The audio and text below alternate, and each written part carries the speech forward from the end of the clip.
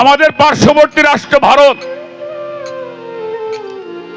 বড় বড় ওলিয়া ওলিদের মাঝার ভারতবর্ষে আছে।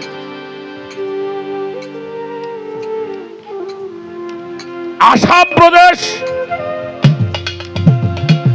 ওই জায়গার ওই আসাম প্রদেশের মধ্যে একটি জায়গার নাম আছে কাসোয়াছা। সেইখানে একজন আল্লাহর ওলি ছিলেন, যাকে বলা হতো জিন্দা ওলি।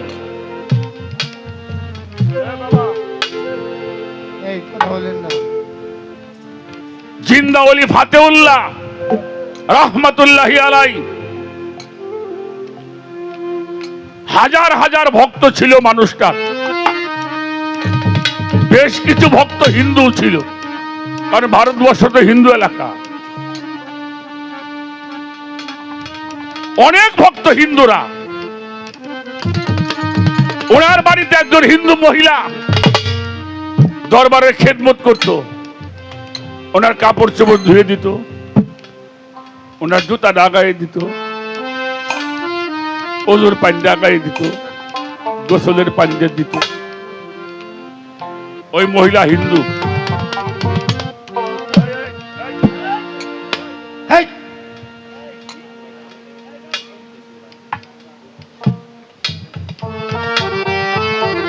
কথা বলে না শোনা।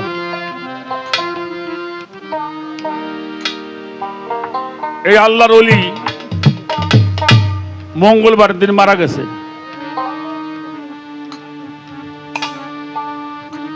মঙ্গলবারে মারা গেলে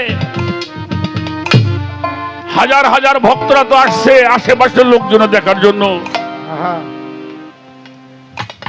দরবারের সামনে ওনাকে খাটিয়ার মধ্যে শোয়াই রাখছে। ওনাকে গোসল করানো হবে। ওই হিন্দু মহিলা ওনার মনে মনে টার্গেট,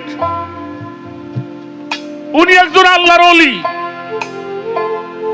আল্লাহর একজন পিয়ারা মানুষ, উনি মঙ্গলবারে মারা যাবে কেন?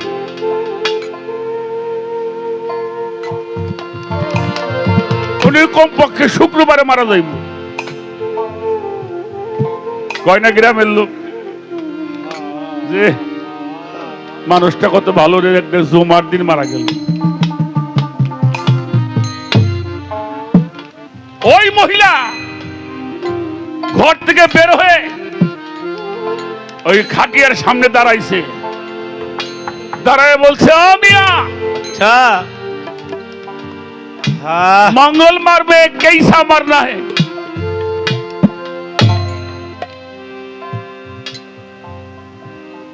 मंगलबार এটা কিসের পড়া তোমার? তুমি না আল্লাহর ওলি? দুইবার জিজ্ঞেস করছে, আর একবার জিজ্ঞেস করতে যাবে। জিন্দা ওলি ফাতেউল্লাহ রহমাতুল্লাহি আলাইহি খাটিয়ার উপরে বসে পড়ছে। সুবহানাল্লাহ। মুখের কাপড় সরায়, এই মেয়ে, তাহলে কোন দিন মারনা হে? মঙ্গলবারে মরুমটা তো মরুম কবে? আরে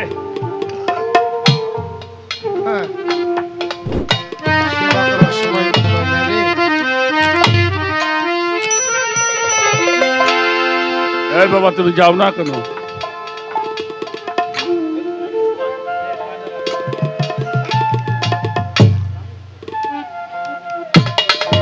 বাবা,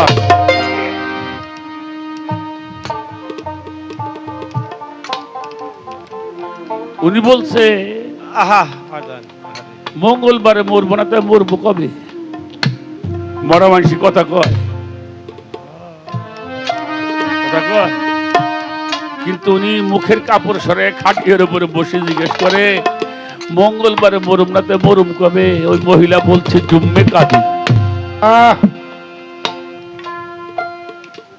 জুমার দিন মরলে ভালো হবে। ওই হিন্দু মহিলাটার ধারণা জুমার দিনটা ভালো দিন। উনি খাটিয়ার উপরে শুয়ে বলল, যাও শুক্রবারে এসে আমার জানাজা করবে। তবে একটা কথা শুনে যাও, আমি তো মারা যাব, মারা তো যেতেই হবে। তোমরা চাইবে আমারে তোমরা দরবারের মধ্যে রাখবা, কত বড় একটা মাজার শরীফ করবা। তোমরা আমারে কোন দরবারের মধ্যে মাটি দিও না। ভক্তরা বলছিল বাবা কি করব? বললে যে আমার দরবার থেকে আমার মুর্শিদ কেবলার দরবার সৈয়দ আশরাফ জাহাঙ্গীর রহমতুল্লাহি আলাইহি, আমার বাড়ি থেকে আমার মুর্শিদ কেবলার বাড়ি যাওয়ার যে রাস্তা, ওই রাস্তার মাঝখানে আমার মাটি দিবা। ভক্তরা বলছিল এটা কেমন করে হয়, কেন আপনাকে রাস্তার মধ্যে মাটি দেব? উনি বলেছিল তোমরা জানো আমার তরিকার ভাইরা যখন আমার মুর্শিদের দরবারে যাবে,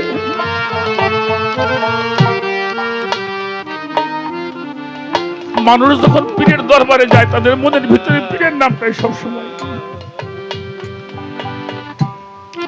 থাকে।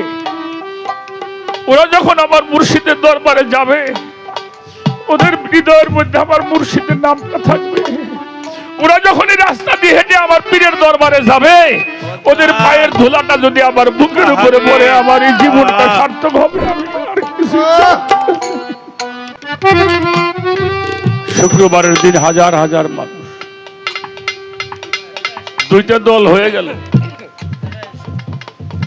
এক দলে তারে গোরস্থানে মাটি দিবে, আর ভক্তরা বলছে আমার মুর্শিদের ওসিয়ত এটা পালন করবে। দুয়ের মধ্যে একটা দ্বন্দ্ব সৃষ্টি হলো। ওইখানে একজন বুজুর্গ ব্যক্তি আল্লাহর ওলি ছিলেন, বলল শোনো তোমরা ঝরকা বাদ রাখো, তোমরা একটা কাজ করো, একটা কবর তোমরা গোরস্থানে করো, আর একটা কবর করো উনি যে ওসিয়ত করেছেন রাস্তার মাঝখানে তো করা যাবে না, পাশে করো। উনি আল্লাহ সেখানে নেওয়া হবে, উনি যেখানে শয় সেখানে রাখা হবে।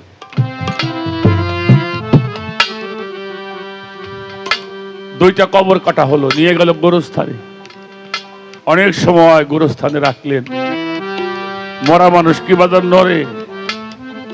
হ্যাঁ, কেউ কেউ বলে ওই মিয়া মরা মানুষ কোন দিন নড়ে? ওই বুজুর্গ ব্যক্তি বলল যে মানুষটা মঙ্গলবারে মারা যাওয়ার পরে বলল শুক্রবারে আইছো। অনেকক্ষণ রাখলেন, এবার বলল চলো সেখানে নিয়ে চলো, ওসিয়ত যেখানে করা হয়েছে কবরের পাশে রাখা হবে। দুয়ের মধ্যে একটা কথা কাটাকাটি চলছে, মানুষের খেয়াল চলে গেছে অন্যদিকে। ওই বুজুর্গ ব্যক্তি বলছে শোনো কথা কাটাকাটি পরে করো, আগে লাশের কাছে চলো দেখি লাশ কি অবস্থা। যে দেখে জিন্দা ওলি ফাতেউল্লাহ লাশ কবরের মধ্যে শুয়ে আছে।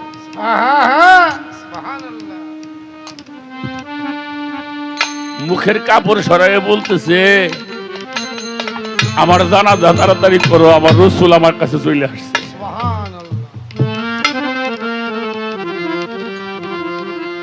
এটা হচ্ছে সেই প্রেম, যেই প্রেমের মাধ্যমে সেই বেলায়েত অর্জন করা যায়। এরা আর কিছু চায় না, দুনিয়া চায় না, জান্নাত চায় না। আশেক দেখে তার মাশেকের, এই তার নামাজ, এই তার রোজা, আশেকের হইল রাস্তা সোজা। আশেকে চায় না আবেদ হতে, আশেকে চায় না বেহেশতে যেতে, আশেকে চলে আস্তি পথে, ওরা হতে চায় না রাজ্যের রাজা। আশেক মাওলার খেলার পুতুল, আশেক প্রেম বাগানের বুলবুল, ফানা বিশ্বেক ফানায় রসুল, ফানা ভিল্লায় হবে তোমার রুহ তাজা। আশেক হইলেই মাসেক মিলে, এই কথাই লেখে দলিলে বাউল আব্দুল করিম বলে, নইলে বেদ বাগানের মধ্যে চন্দন কাটে।